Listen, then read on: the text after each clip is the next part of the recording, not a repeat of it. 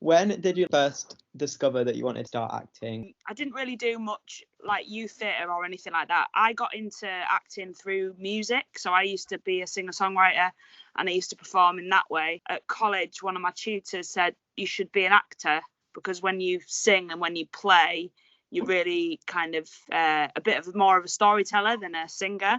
And I was like, oh yeah, that could be fun. I thought acting was just for posh people in frocks. And I didn't realise that you could be an actor and not be like that. And I read a play by Simon Stevens called Port. And I was like, oh my God. And then I read Jim Cartwright's Road and thought, oh, this could be something that really intrigues me. So I auditioned for drama school and I got in. It all happened really quickly. And now I'm an actor somehow. So that was kind of how it happened for me. I didn't go down the normal route of going to youth theatre and all that kind of thing. But I guess that's what's so brilliant about the industry is that everyone comes at it from different ways. Do you have like a kind of process for getting into character? If it's a play and it's a part, obviously that's been played many, many times before, then that is useful to look back at other people's interpretations of that character. You would have done a lot of preparation for the audition anyway, but if it's a new character, then you might have been given some backstory, what they want the character to be like, and I would just build it from there. What has been your favourite part of your career? I think I love rehearsals. I think that's the thing. And screen's brilliant.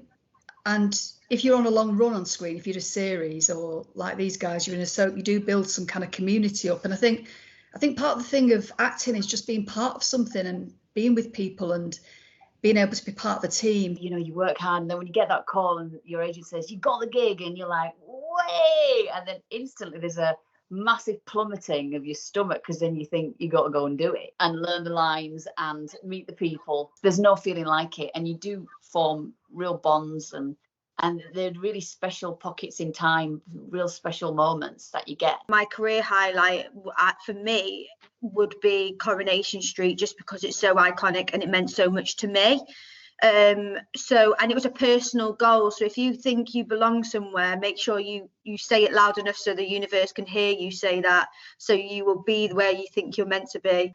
I think the things that stand out in jobs are the human beings you're working with. I used to think, oh, I want to work there and I want to be in that show and I want to be in that film and I want to be in this. And actually, none of it really matters, because all the things that I think, oh, I really want to do that, it's the ones that you don't expect. It has to be spend, which was sort of like my first job out of Lipper and was like dream job. Just didn't expect that would happen to me. It was quite early on in my career. Looking back, it feels like it was someone else in a way, but I loved it forever. I'll always have that. As actors and singers who are using your voices all the time, how do you take care of your voices? If you're doing any kind of stage work, you have to do a warm-up because you're speaking a lot and you're projecting. Rest, water, sleep, eating well. What's like a typical work day for you?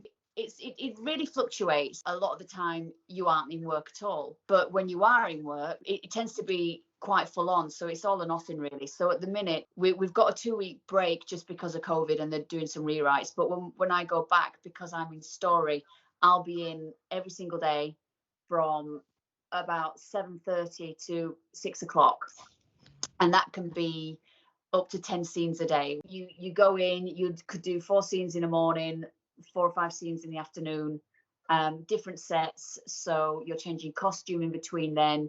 You'll have a 15-minute tea break in the morning, which invariably you use to get changed, and then you have an hour's lunch and then you're back on it. Obviously I've just come out of almost a Big Brother style format reality show where the cameras are on you 24/7, even when you go to the toilet. Yeah, mate, there's no give. There is no room that there's not a camera in. And, you know, there's no escaping it at all. If you have an off day or have an off minute, guaranteed that that's going to be aired, because that's what they thrive off. Like, there are scenes where you go in and they'll be like, right, you're going on a date today and you're going to do this.